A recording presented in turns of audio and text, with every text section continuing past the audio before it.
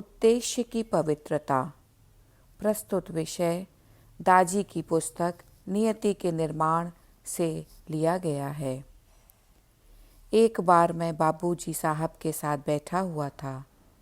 यह कोई नवंबर दिसंबर में सर्दियों की सुबह थी। वे अकेले थे और मैं एक कोने में बैठा हुआ था।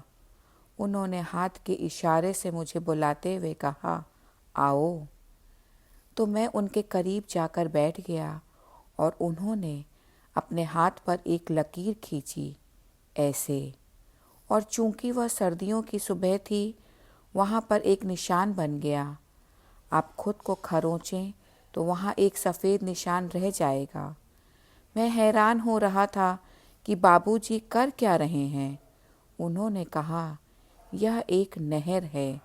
जी बाबूजी, यह एक नहर है। यह एक प्रकार की काल्पनिक बात थी। फिर उसी लकीर से उन्होंने अपने आप को खरोंचकर एक और लकीर खींच ली। तुम समझ रहे हो? मैंने कहा, क्या बाबूजी? 50% शक्ति कम हो गई है।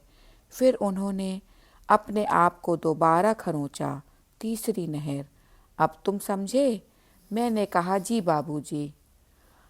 अब हम बाबूजी की बात को समझने के लिए रोज़मर्रा का कोई उदाहरण लेते हैं।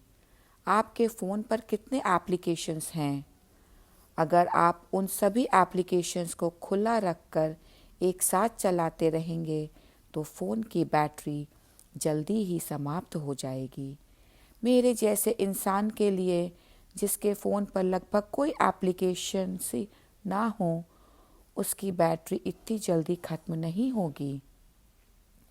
यदि आप जीवन में अनेक एप्लीकेशंस अर्थात इच्छाएं लिए बैठे हैं तो आप एक ट्रू कॉलर अर्थात सही फ़ोन आने पर भी संतुष्ट नहीं होते। एक प्रेमिका काफ़ी नहीं है। आपको अनेक प्रेमिकाएं या अनेक प्रेमी, अनेक गाड़ियां या अनेक स्कूटर चाहिए। हर चीज़ आपको बहुतायत में चाहिए।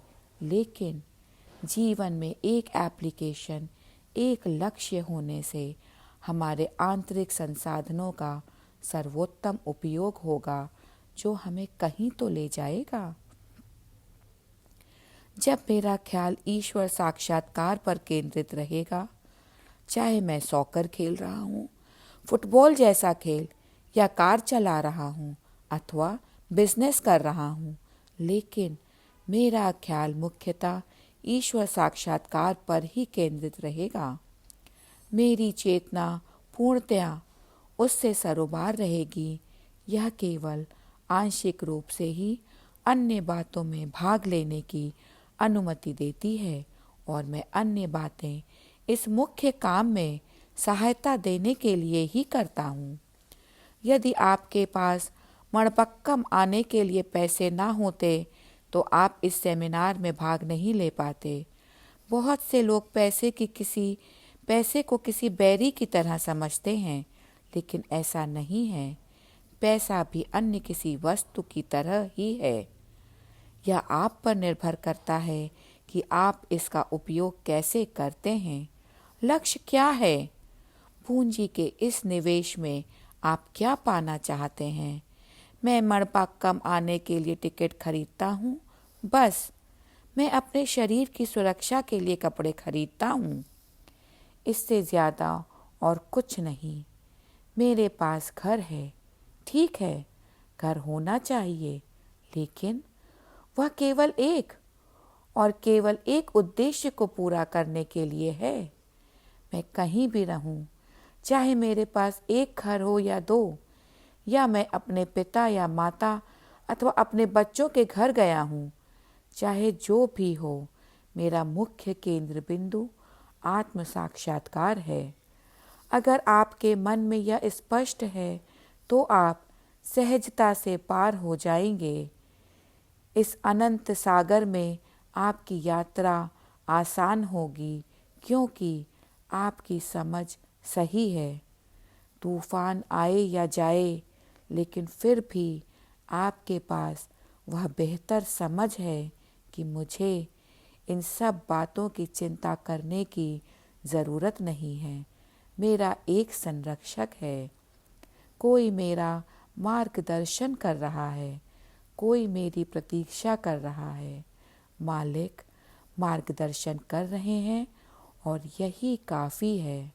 तो देखिए, हम अपनी नियति का निर्माण इसी प्रकार करते हैं, लेकिन हमें अपने इरादों में ऐसी पवित्रता लानी चाहिए। तो लक्ष्य की पवित्रता, पद्धति की पवित्रता, आंतरिक पवित्रता और मेरे मनोभाव की में पवित्रता होनी चाहिए। वही मेरी सहायता करेगी। मेरा निवेदन सिर्फ यही है, केवल एक ही एप्लीकेशन यानी एक ही इच्छा रखें। धन्यवाद। कमलेश पटेल, ताजी।